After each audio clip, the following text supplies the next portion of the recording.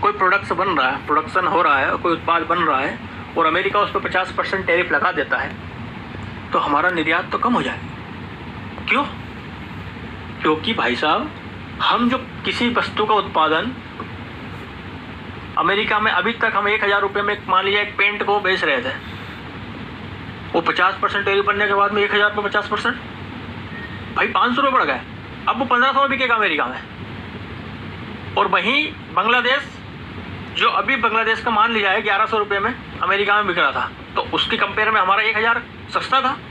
तो अमेरिकी उपभोक्ता क्या करेंगे भाई साहब, उनको लगेगा यार भारत का जो पेंट है 1000 का, हम ये लेंगे 1000 वाला, हम 1100 का महंगा क्यों लें। पर अब तो हमारा जो अभी निर्यात था बढ़ रहा था, पर अब जैसे ही ट्रंप साहब ने 50% टैरिफ इस पर ऐड करा, अब वो पेंट की कीमत बढ़ के 1500 हो गई और वहीं भाई साहब बांग्लादेश का पेंट 1100 मिल रहा है। मतलब अब क्या करेंगे, जो उपभोक्ता 1000 का पेंट खरीद रहे थे वो अब 1100 रुपये वाला पेंट खरीदेंगे।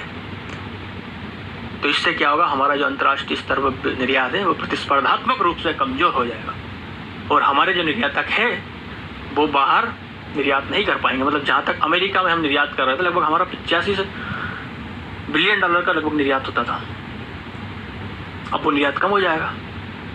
तो इससे क्या होगा हमारी अर्थव्यवस्था में, जैसे ही निर्यात कम होगा तो निर्यातक लोग जो हमारे निर्यातक जो पेंट का निर्माण कर रहे थे, मान लिया दिल्ली में कोई कपड़ा व्यापारी है, वो अमेरिका में पेंट बेच रहा था, अब उसका पेंट का निर्यात कम हो गया, मतलब उसकी वैश्विक मांग कम हो गई, तो वो क्या करेगा, अब पहले वो 100 पेंट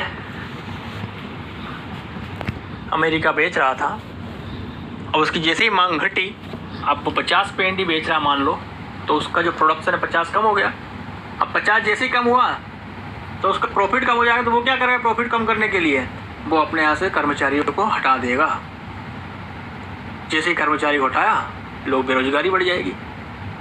देन जहाँ 100 पेंट में उसको रॉ मटेरियल ज़्यादा लगता था, अब वो 50 पेंट ही रखेगा, उसको रॉ मटेरियल कम लग रहा है, तो अब वो क्या, उसके तरफ से जो मार्केट से वो कच्चा माल खरीदता था, वो कच्चे माल की भी कम प्रोडक्शन करेगा, मतलब उसने मांग कम कर दी, मार्केट में मंदी आ जाएगी। तो ये सब चीज़ें समझने बाद में प्रोसेस है, ये हम